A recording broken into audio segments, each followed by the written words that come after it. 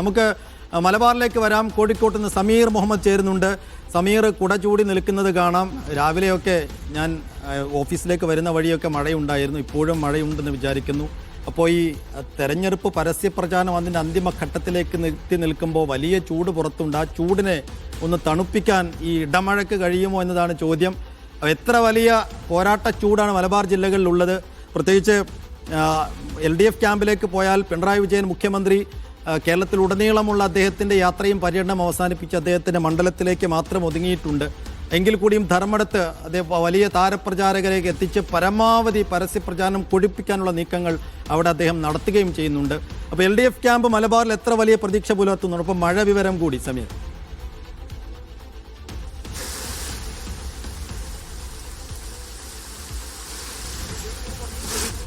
LDFിനുള്ളത് പ്രത്യേകിച്ചും അവരുടെ ഏറ്റവും പ്രധാനപ്പെട്ട ക്യാമ്പയിന് എന്ന് പറയുന്നത് മുഖ്യമന്ത്രി പിണറായി വിജയൻ തന്നെയാണ്.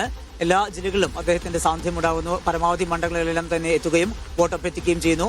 അതിന്റെ ഭാഗമായിക്കൊണ്ട് സർക്കാർ നടപ്പിലാക്കിയ പദ്ധതികൾ വിശദീകരിക്കുകയും ചെയ്യുന്നു.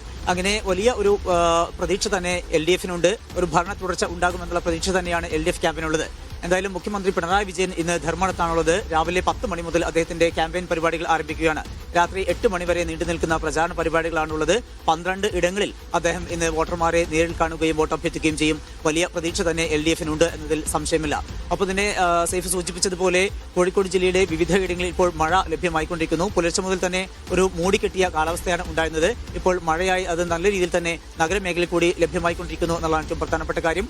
മലയോര മേഖലയിൽ രാവിലെ തന്നെ മഴ ഉണ്ടായിരുന്നു എന്നുള്ള കാര്യം കൂടി വ്യക്തമാണ്. ഏതായാലും ഈ ശക്തമായിട്ടുള്ള ചൂടാണ്. ആ ചൂടിനോടൊപ്പം തന്നെയാണ് ഈ തെരഞ്ഞെടുപ്പ് കൂടിയുള്ളത്. അതുകൊണ്ട് സ്ഥാനാർത്ഥികൾക്കും അതുപോലെ ഈ പ്രചാരണ പരിപാടികളുടെ ഭാഗമാകുന്നവർക്കും ഈ ചൂടിൽ നിന്നൊരു അല്പം ആശ്വാസമാകും എന്നതിൽ സംശയമില്ല. എന്തായാലും കാലാവസ്ഥ പ്രതികൂലമാകുന്നതും വലിയ ബുദ്ധിമുട്ടുണ്ടാക്കും. പ്രത്യേകിച്ചും ഇനി എണ്ണപ്പെട്ട ദിനങ്ങൾ മാത്രമേ ഉള്ളൂ. അതുകൊണ്ട് തന്നെ പരസ്യ പ്രചാരണത്തിന് 4 ദിനം മാത്രമാണുള്ളത്. അതുകൊണ്ട് പരമാവധി വോട്ടർമാരെ കാണാനുള്ള ശ്രമത്തിൽ തന്നെയായിരിക്കും. മഴ ഒരു തടസ്സമാകില്ല എന്ന് തന്നെയാണ് നേതാക്കളും പ്രവർത്തകരും ഒക്കെ പറയുന്നത്. ഏതായാലും വലിയ ആവേശം തന്നെയാണ് LDF ക്യാമ്പിനുള്ളത്. ഇനി ഇപ്പോൾ മുഖ്യമന്ത്രി പിണറായി വിജയൻ അദ്ദേഹത്തിന്റെ മണ്ഡലത്തിലെ പ്രചാരണ പരിപാടികൾ അല്പസമയത്തിന് തന്നെ ആരംഭിക്കും. സൈഫു, എന്തായാലും ഇടമഴ ആശ്വാസമാണ്. അത് തിമിർത്ത് പെയ്യട്ടെ.